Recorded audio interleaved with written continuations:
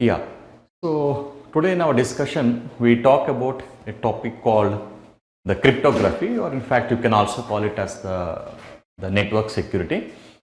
So for this, the fundamentals of networks will be very helpful to understand this topic. So basically, what is cryptography? Okay, so cryptography is, you can call it as an art or a science of converting one form of data to the other form. For what purpose you are converting one form to other form means what? For providing security to the data.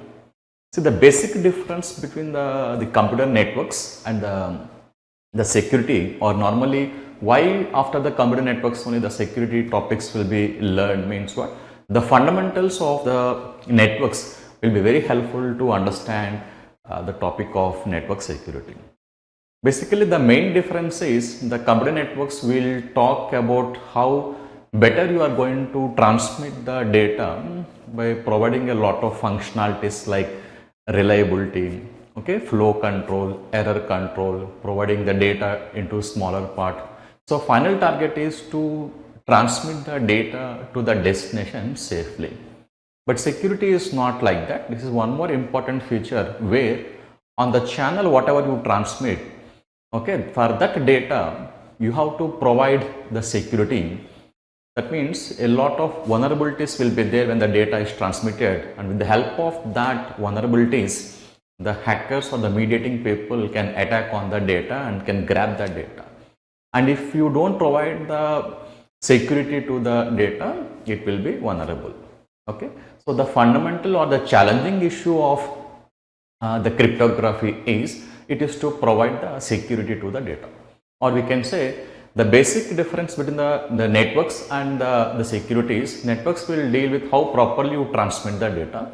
Security is going to deal with how secure algorithms you are implementing while you are transmitting the data, so that even if hackers or mediating people access that content, they cannot get what exactly it is. Okay, in true sense, we can say that the data will be transmitted in the form of what? Ciphertext.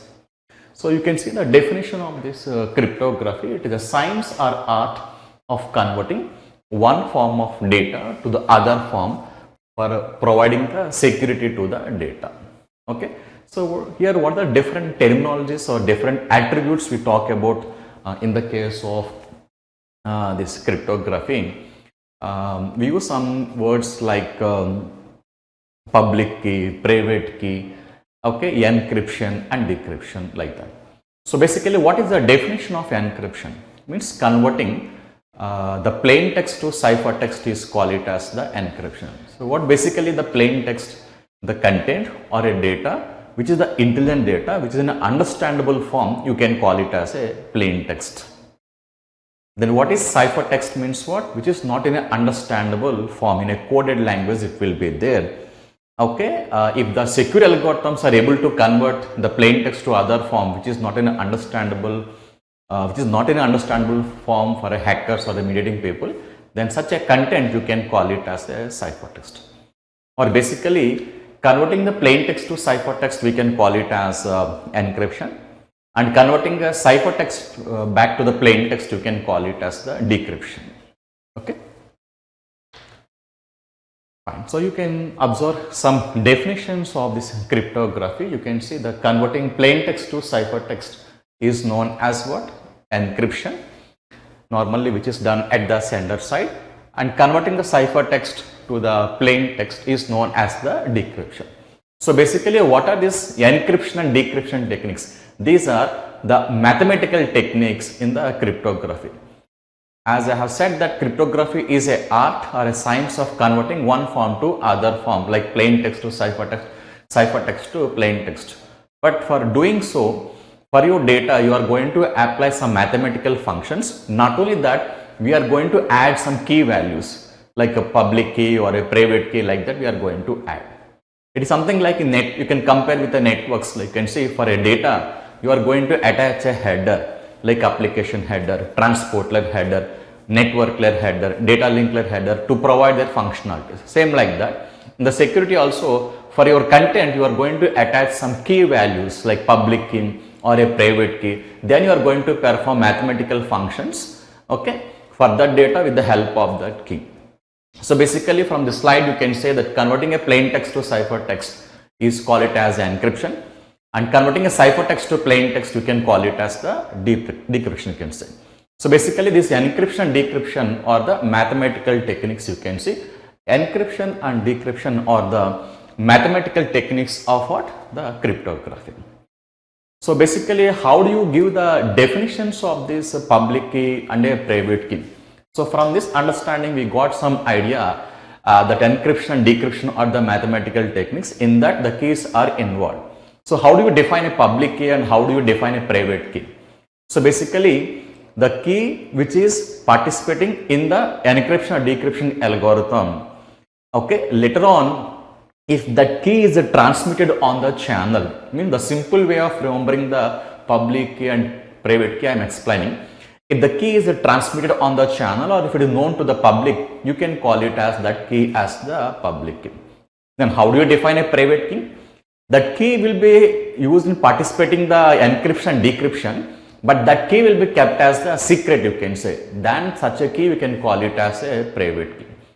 Then how do you generate that public and private keys? That is the most important thing, by using the security algorithms, you can say, like RSA algorithm, Diffie-Hellman key algorithms. So these basic algorithms will to converge towards the advanced algorithms also. These secure algorithms are able to generate the key values. So as I suggested this, the names to these keys you can observe now.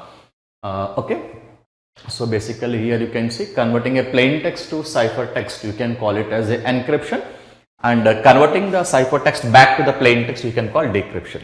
And you can observe this diagram along with the data or a plain text, this key is participating. And you can also see that for this particular ciphertext, this key is participating, you can say. So what is the main core part of this key? Just I have told you that public key and a private key. Okay, any one of the key you can use. Here are the definitions which I have explained. It is given as a statement wise. You can see the key which is used for the encryption or decryption of the data. Okay, this is a general statement, but use the second part of it. And it is transmitted on the channel. This is the most important, transmitted on the channel. Then you can call it as the public key. And you can observe the private key also. So basically, what is this private key? The key which is used for encryption or decryption of the data. That is a general part. And what is the most important point? Which is kept as secret without transmitting on the channel. Okay, so this is the basic difference you can see. That is okay, but how do you know the public key and private key, or how to generate using the secure algorithms? Okay, using some RSA algorithm, I am going to explain how to generate this public and the private key, you can say. Okay, fine.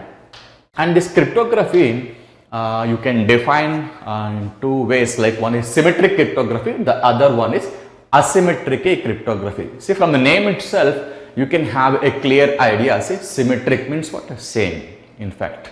So we can say one thing like that for both encryption and decryption, if you are using the same key, because along with the data the key is also participating, if you are using the same key, then you can call it as a symmetric key cryptography. But for encryption decryption, if you are using a different key, you can call it as the asymmetric key cryptography. So that is what it is mentioned in the slides. You can see during the encryption and decryption, if same key is used, it is called symmetric key cryptography. But during encryption and decryption, if different keys are used, so you can call it as the asymmetric key. But just knowing the definitions is not sufficient. You have to get that clearance or the analysis part with the help of a algorithm. If you understand, then it will give you a clear picture of what we are discussing here. Okay, fine. Now you can see this is the public key and private key. These are the definitions. Then what are the key features of the cryptography? So basically, what are the tools which are required to talk about this cryptography? The whole idea is whatever you have transmitting the data by encrypting, on the other side they has to decrypt easily, But the main target is the mediating people or the hackers who can find the vulnerabilities. They should not decode or decipher the data. So for that, what are the general tools which we use when you transmitting the data? Means the primary requirement is the large prime numbers you are going to take when you are transmitting the data, and these prime numbers will be involved while you are transmitting the data. It will be encrypted. So why prime numbers only? The logic is very simple. The important feature of the prime numbers are these numbers are normally they are not divisible with any other numbers actually. That number in itself and only one will be divisible actually.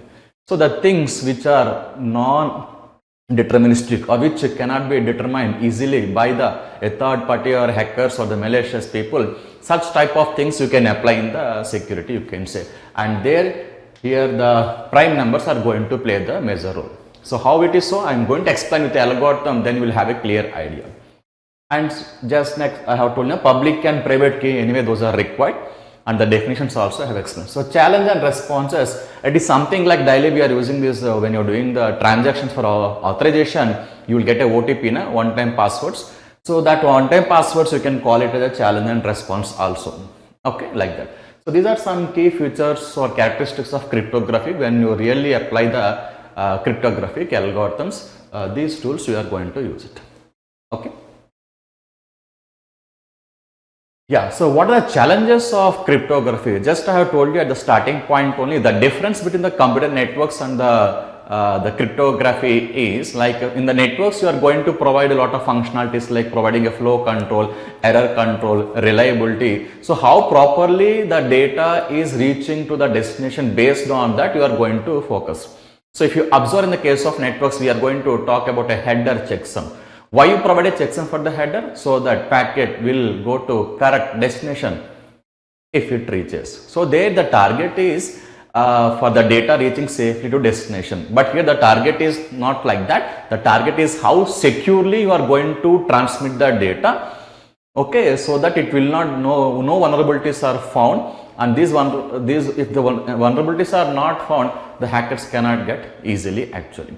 So for that, the main thing is, what are the challenging issues? Means you have to provide the confidentiality to the data. So what is the meaning of confidentiality?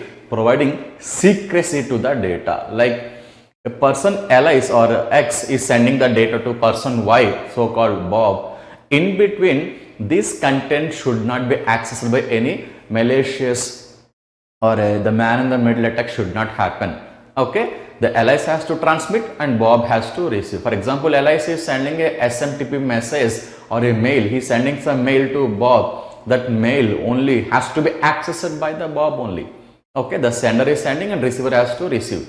In between, nobody has to read that mail. So that means you have to provide a confidentiality to that mail. So that is one challenging issue, you can say, okay. This is one challenging issue. And second one, you can see what the challenging issue of the cryptography, it is to provide what? Okay, authentication to the user. So this is one more interesting. So what is the authentication to the user? Means what? Providing integrity to the user. That means a person X is sending a content to person Y. Y has to prove later on also, if it is required, that this message or a mail came from this X only, not by somebody else. That means there you have to provide the integrity of the user actually, okay. Otherwise, because if in place if the X is transmitting some mail to Y and in place of X some Z is impersonating as X and sending so Z to Y, then Y should understand that this message has not came from X. If he has done so, that means he has understand it is provided the authentication actually, okay. So this is one challenging issue, you can say. You have to understand the differences between the confidentiality and the authentication. Providing the secrecy to the content is called confidentiality. Authentication means what? Providing the integrity to the user, you can call it as the authentication. And what is the third challenging issue, you can say? It is to provide the authentication to the data. Sir, why for data? That means for the data you are going to attach some signature to it and you can transmit. Okay, with the help of that signature at the receiver, he can easily understand that this data has not been tampered, and that you can do with the help of the digital signatures.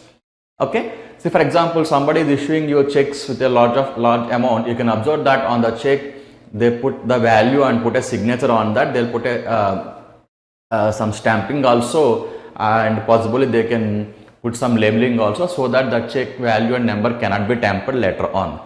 So there, basically here, how to provide authentication to the data means that you can do with the help of the digital signatures actually.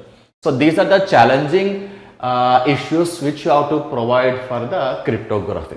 Okay, so now you understand why the network security and the networks are computer networks is somewhat interlinked. Means there the target is to how reliably you are going to transmit the data, and if data is lost, how you are going to do retransmissions. But here the target is to provide security to the data. Okay, fine.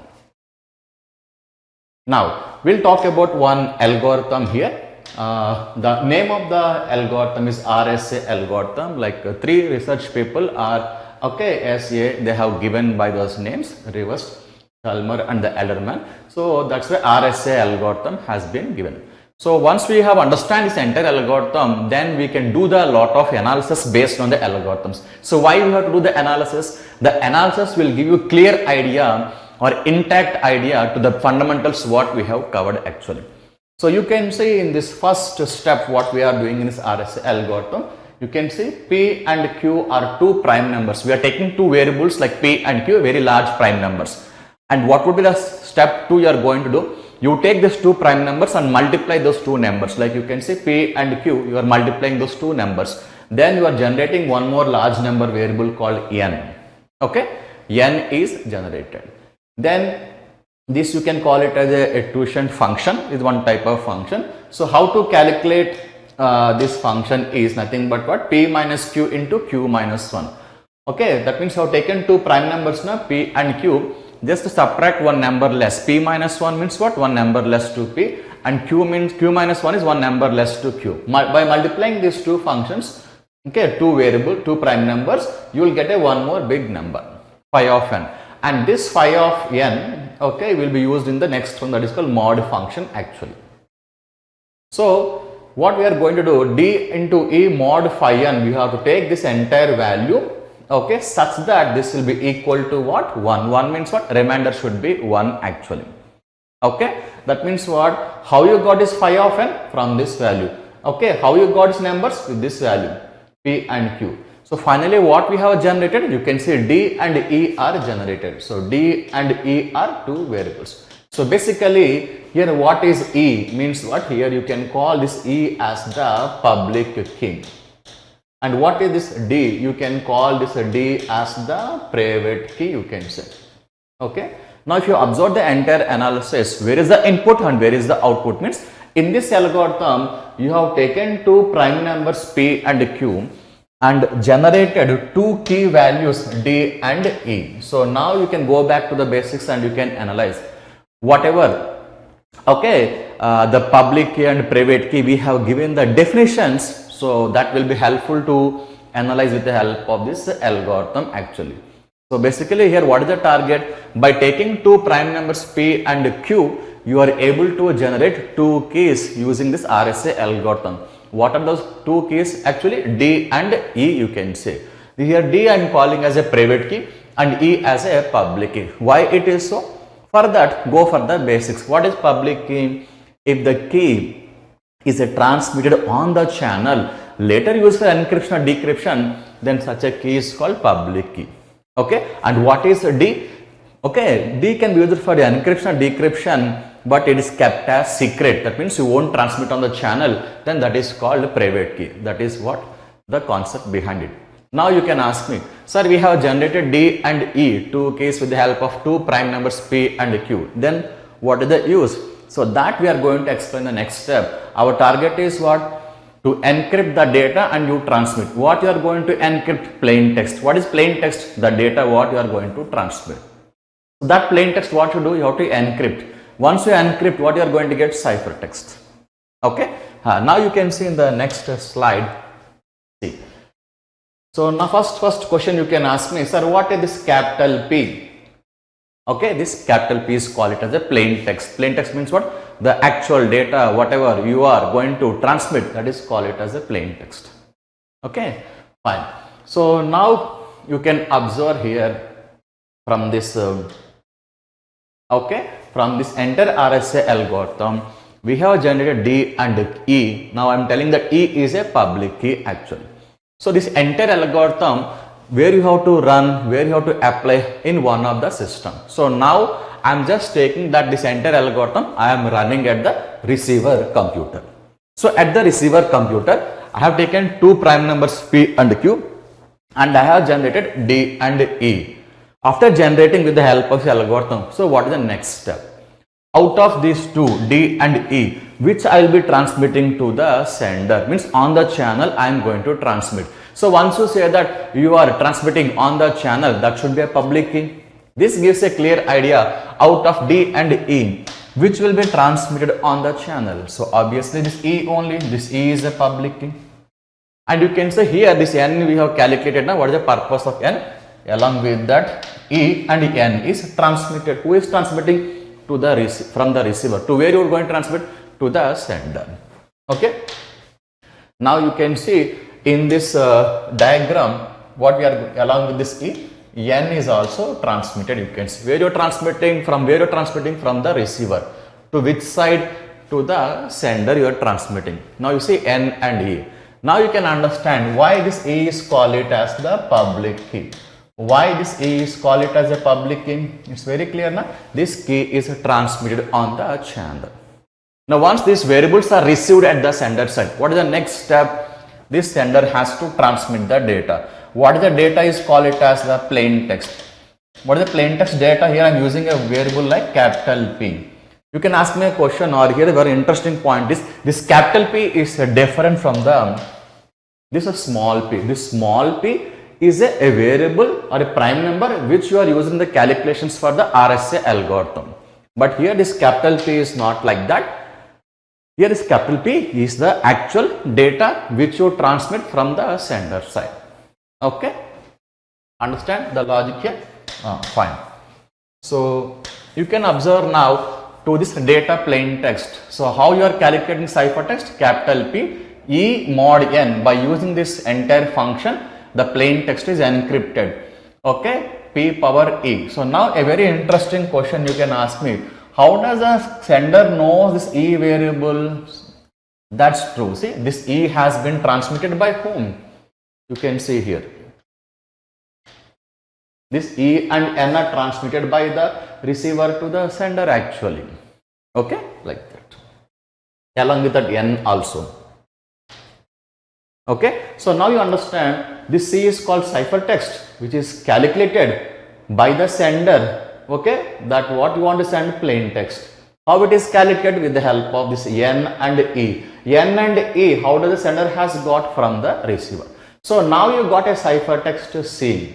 Okay, now you see from the plain text P you have calculated a ciphertext C. This is called encryption. You can say about diagram. Plain text P is converted to ciphertext C with the help of the key value. Here the key value E and N are the key values. You can see this E and N are the key values. Now on the channel, now what you are going to transmit is called ciphertext. This is called C is the ciphertext. This ciphertext will not be in intelligent form, or it will be in a secure form, you can say, because it is in the encrypted form. So since it is encrypted form, it is not vulnerable to attacks. So indirectly you are providing the security. There is no loophole, because if you transmit in the plain text, there is a loophole. Now it is in an understandable form. If hacker gets that, since it is in understandable form, he can easily understand what exactly the data it is.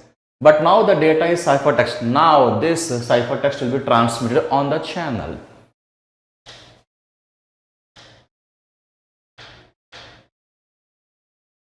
See, this is how now see ciphertext is transmitted. So how to convert from plain text to ciphertext? I have explained with the help of this N and E. See, capital P, okay, power E mod N. And you see this E is a very big number you will get, because you have taken large prime numbers actually. Now the ciphertext is transmitted. So indirectly, okay, here it is not vulnerable to attack actually by the hackers on the channel if it gets that. Okay, it is not vulnerable because it is in the converted form, that is called a ciphertext. Now the logic begins. Now you see, once C is reached to the receiver computer. Okay, once C is reached to the receiver computer.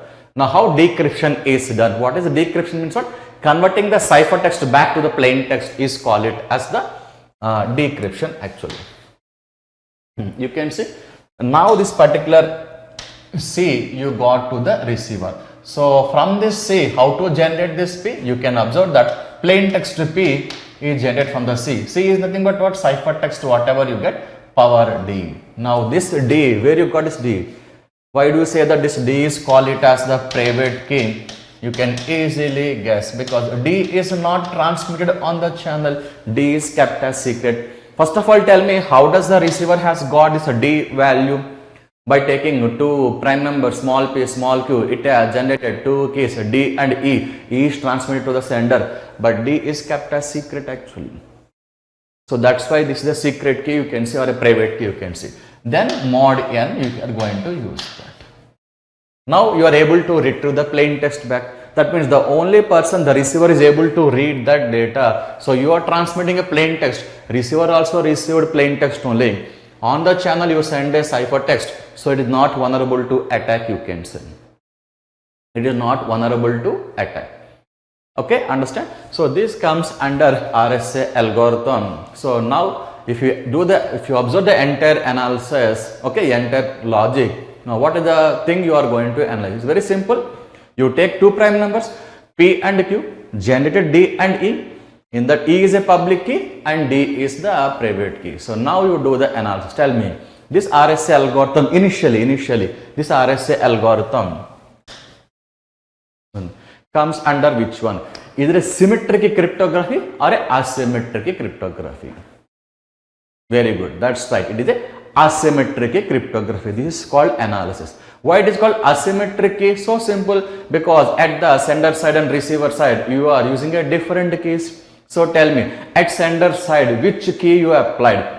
Public key. Means sender is encrypting with what? Which key? Public key. Whose public key? Receiver's public key. And once it is reached to the receiver is decrypting that ciphertext with which key? Private key. Whose private key? Receiver's private key only. So one you are doing with a public key, the other one is a private key. Since you are using one key or two keys, and these are different keys. So obviously it is symmetric key or asymmetric key? Asymmetric cryptography you can say. So this is how you are going to do the analysis. You can say in this particular algorithm, what you understand here, RSA algorithm is going to provide confidentiality to the data you can say, because at sender side you are encrypting the plain text to a ciphertext with the receiver's public key, and once it reaches to receiver you are decrypting with the receiver's what? You can say the private key you can say. Okay, once again I am telling that sender is encrypting with what?